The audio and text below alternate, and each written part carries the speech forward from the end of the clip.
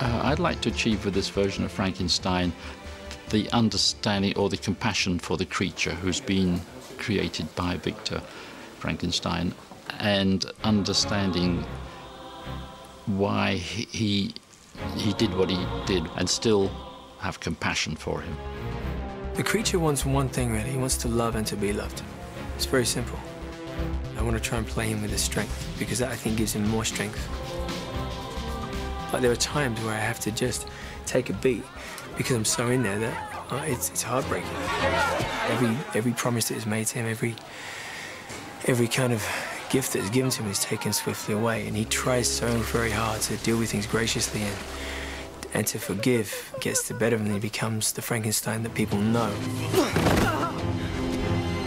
I also thought that Frankenstein was the creature. You know, people think of him as the green guy with the bolt through the neck, but I was certainly not familiar with the novel. I am flesh and blood, endowed with perceptions, passions. A murderous soul! Who's to blame for that? This guy, tragically, wakes up every day with this face that was given to him without his permission.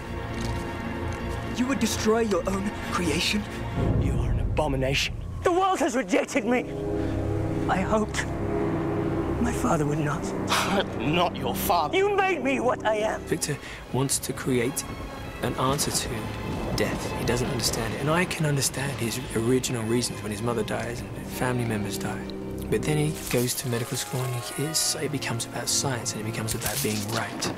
And that's when it's wrong. You understand the loneliness I have endured.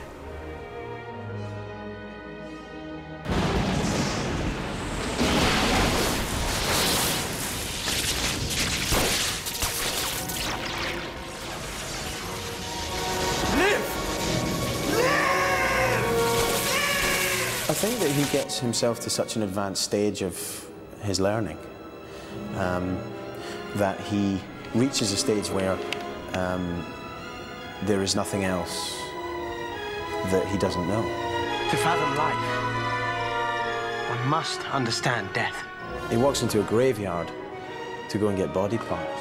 There's no sense in which Victor wants to pull back because he thinks it's wrong.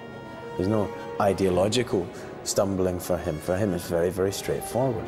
I'm pushing the boundaries like a scientist, you know. Who knows what man is capable of? The first thing he says about the creature is that it was a thing of horror, the moment when it breathed for the first time, when it had life. He goes through this period of total denial. It's more to do with the psychological fact that he has created this thing that now lives, and it was dead. And that was a horrible thing about himself. There is a secret. A dreadful one which I have kept from you. Elizabeth is a loving and caring character, and she loves Victor. And throughout the novel, that's her complete through line. Throughout the novel, throughout the film, she just wants to make him happy. She embodies the tragic love story, because the whole time she's trying to love him, and you know, he's confused because she has no idea what's going on in his world compared to her world, so she's just trying to be there for him. I think Professor Waldman is a father figure to him, is an inspiration to him. Professor Waldman, sir, I am Victor Frankenstein. You were late. I am sorry. It was my first day. Hopefully not your last. Anyway, I was wondering, hoping really, that you might agree to be my advisor. Many, many versions of Frankenstein take advantage of some of the melodramatic aspects of it without being true to Mary Shelley's vision, which was remarkable.